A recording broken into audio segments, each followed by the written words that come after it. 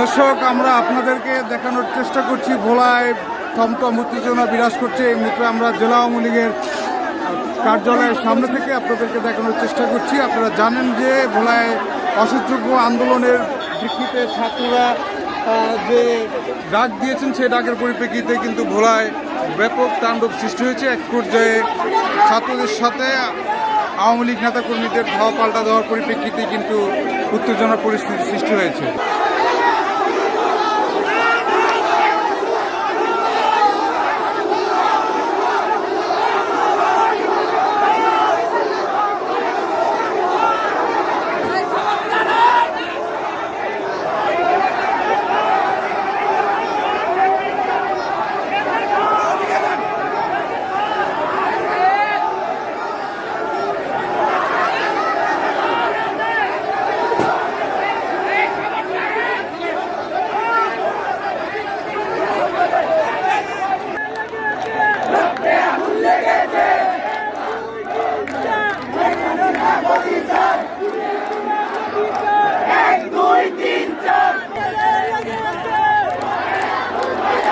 ছাত্রছাত্রীরা এসে জড়ো হয়েছেন এবং তাদের যে দাবি, এই দাবি বাস্তবায়নের জন্য কিন্তু তারা এই সরকারি স্কুলের গোল চত্বরে অবস্থান করেছেন। আমরা দেখেছি ঘণ্টাব্যাপী এই যে অনশন রয়েছে, যে মানববন্ধন রয়েছে, যে কর্মসূচি তারা দিয়েছেন, সেই কর্মসূচি পালন করছেন।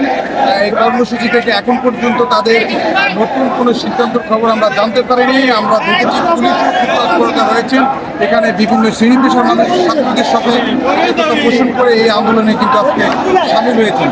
অপরদিকে আমরা খবর পেয়েছি যে আসলে শহরের অন্যান্য জায়গাগুলোতে কিন্তু ছাত্রলীগ সহ যুবলীগের নেতাকর্মীরা অবস্থান নিচ্ছেন, যদিও টান উত্তেজনা এখন এই মুহূর্তে ভোলার সরকারি স্কুলের যে গোল চত্বর রয়েছে, সেই গোল চত্বরে কিন্তু অবস্থান করছে। এই ছিল আমার কাছে ভোলা থেকে সর্বশেষ তথ্য।